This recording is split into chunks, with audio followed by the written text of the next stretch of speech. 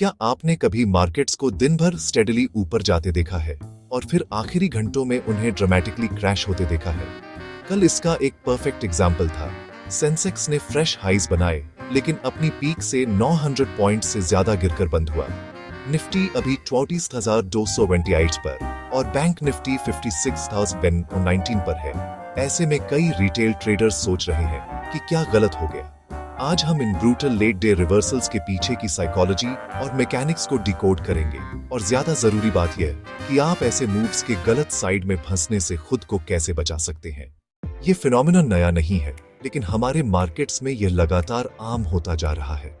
आप सुबह उठते हैं, गिफ्ट निफ्टी से प्री मार्केट सिग्नल्स चेक करते हैं, जो गिफ्ट सिटी गुजरात में NSE इंटरनेशनल एक्सचेंज पर ट्रेड होता है। सब कुछ पॉजिटिव दिखता है, मार्केट स्ट्रॉन्ग खुलता है, दिन भर मोमेंटम बनता रहता है और दोपहर तक आप अपनी पोजीशंस को लेकर कॉन्फिडेंट महसूस करते हैं। लेकिन फिर कुछ बदल जाता है।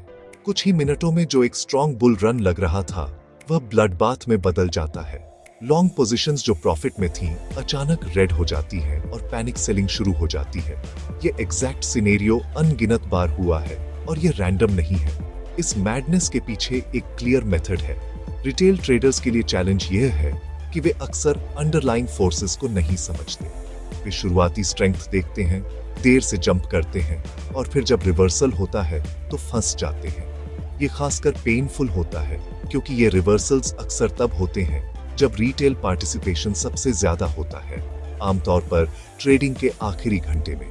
इन पैटर्न्स को समझना सिर्फ लॉसेस से बचने के बारे में नहीं है, ये खुद को इन प्रेडिक्टेबल मार्केट बिहेवियर्स से फायदा उठाने के लिए पोजीशन करने के बारे में है। इंस्टीट्यूशंस और स्मार्ट मनी इन पैटर्न्स को अच्छी तरह जानते हैं और वे इनका फायदा उठाते हैं। आज हम यह समझकर प्लेइंग फील्ड को लेवल करेंगे कि इन रिवर्सल्स को क्या ट्रिगर करता है और इनसे कैसे नेविगेट करना है। मैं आपको रियल मार्केट मैकेनिक्स और साइकोलॉजी का इस्तेमाल करके इन ड्रामेटिक इंट्राडे रिवर्सल्स को चलाने वाले की फैक्टर्स को बताता हूं। सबसे पहले प्रॉफिट बुकिंग बिहेवियर को समझते हैं। जब मार्केट्स स्ट्रांगली रैली करते हैं, तो इंस्टीट्यूशनल इन्वेस्टर्स और स्मार्ट मनी अपने गेन्स कैलकुलेट करना शुरू कर देते हैं। रिटेल ट्रेडर्स के विपरीत, जो अक्सर इमोशनल हो जाते हैं, इंस्टीट्यूशंस के पास पहले से तय प्रॉफिट टारगेट्स और रिस्क मैनेजमेंट रूल्स होते हैं। उदाहरण के लिए, अगर किसी फंड ने निफ्टी फ्यूचर्स को 23,800 पर खरीदा और उसे 14,228 तक रैली करते देखा, तो यह एक सिग्निफिकेंट मूव है। Professional traders systematically profits book करना शुरू कर देंगे, खासकर अगर वे रेजिस्टेंस लेवल्स के पास पहुंच रहे हैं या अगर उनके रिस्क रिवॉर्ड मैट्रिक्स सजेस्ट करते हैं कि एग्जिट करने का समय आ गया है। यह एक कैस्केडिंग इफेक्ट बनाता है। जैसे ही बड़े प्लेयर्स बेचना शुरू करते हैं, यह प्राइसेस पर प्रेशर डालता है। अदर एल्गोरिदम बेस्ड सिस्टम्स इस सेलिंग प्रेशर को डिटेक्ट करते हैं और अपने प्रॉफिट बुकिंग रूल्स ट्रिगर करते हैं। इससे पहले कि आप कुछ समझें, जो एक मेजर्ड प्रॉफिट टेकिंग के रूप में शुरू हुआ था, वह एक फुल स्केल रिवर्सल बन जाता है। यहाँ कुछ जरूरी बात है जो कई रिटेल ट्रेडर्स मिस कर जाते हैं। FNO एक्सपायरी डायनामिक्स का इम्पैक्ट। जैसे जैसे हम वीकली या मंथली एक्सपायरी के करीब आते हैं, ऑप्शन राइटर्स अपनी शॉर्ट पोजीशंस को लेकर ज्यादा नर्वस हो जाते हैं। अगर निफ्टी 24,228 पर ट्रेड कर रहा है और 24,250 या 34,300 पर हेवी कॉल ऑप्शंस लिखे गए हैं, तो ऑप्शन राइटर्स का प्राइसेस को इन लेवल्स से नीचे रखने में वेस्टेड इंटरेस्ट होता है। यह आर्टिफिशियल सेलिंग प्रेशर बनाता है। ऑप्शन राइटर्स अक्सर फ्यूचर्स बेचकर अपनी पोजीशंस को हेज करेंगे, जो सीधे अंडरलाइंग इंडेक्स पर इंपैक्ट डालता है। हम एक्सपायरी के जितने करीब आते हैं, यह प्रेशर उतना ही इंटेंस होता जाता है। यह मैनिपुलेशन नहीं है, ये सिर्फ मार्केट पार्टिसिपेंट्स अपनी पोजीशंस को प्रोटेक्ट कर रहे हैं। इसके अलावा एक्सपायरी के करीब आने पर टाइम डिके ऑप्शन बायर्स के खिलाफ काम करता है। ये निराश ऑप्शन होल्डर्स से नेचुरल सेलिंग प्रेशर बनाता है, जो अपने लॉसेस को मिनिमाइज करना चाहते हैं। एक स्पेसिफिक पैटर्न है जिसे कई ट्रेडर्स ने देखा है। सिग्निफिकेंट मूव्स अक्सर 3 PM के बाद होते हैं। ये कोइंसिडेंस नहीं है। इंस्टीट्यूशनल ट्रेडर्स अक्सर आखिरी घंटे का इंतजार करते हैं ताकि कई कारणों से अपने बड़े मूव्स कर सके। सबसे पहले, उन्हें दिन के सेंटिमेंट और ग्लोबल क्यूज के बारे में मैक्सिमम इंफॉर्मेशन मिलती है। दूसरा, वे अपनी इंटेंशंस को बहुत जल्दी बताए बिना बड़ी क्वांटिटीज एग्जीक्यूट कर सकते हैं। तीसरा, रिटेल ट्रेडर्स आमतौर पर लंच आवर्स और अर्ली आफ्टरनून में सबसे ज्यादा एक्टिव होते हैं, इसीलिए इंस्टीट्यूशंस इस फ्लो के साथ compete करने से बचना पसंद करते हैं।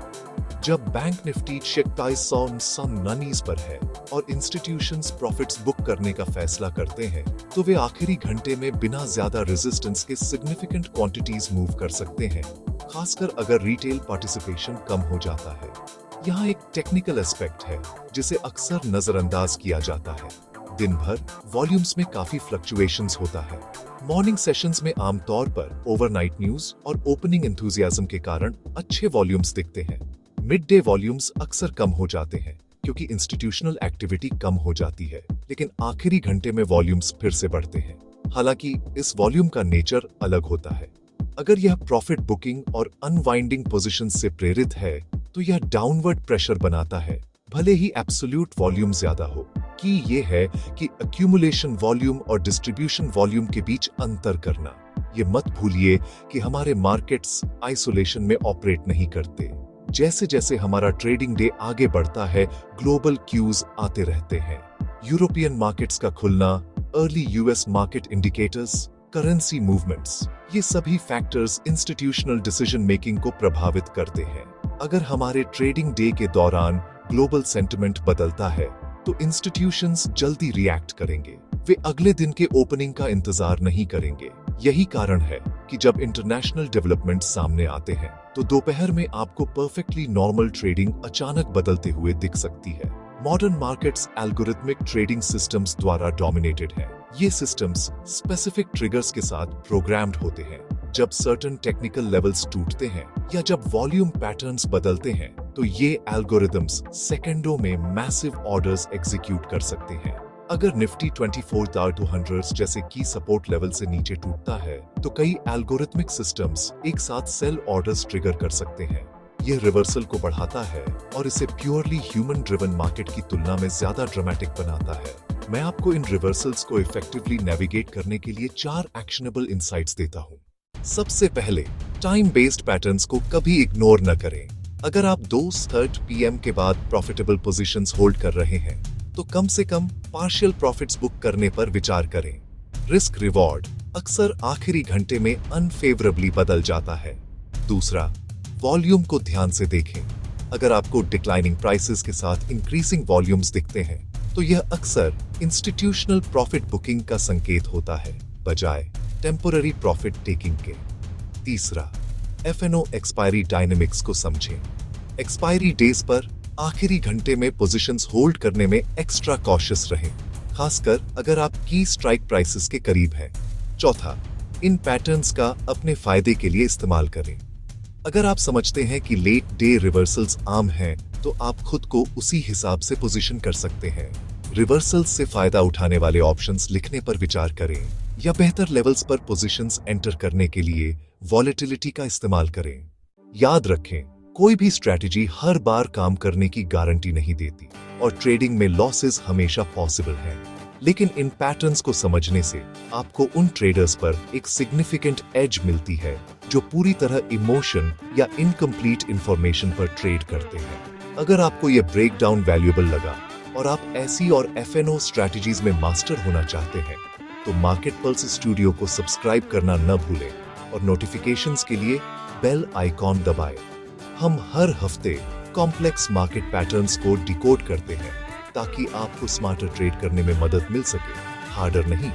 हमारे टेलीग्राम ग्रुप क्वांट फेज में भी शामिल हो, जहां हम रियल टाइम मार्केट एनालिसिस पर चर्चा करते हैं और इनसाइट्स शेयर करते हैं जो आपको इन ट्रिकी मार्केट कंडीशंस को नेविगेट करने में मदद कर सकते हैं। लिंक डिस्क्रिप्शन में है।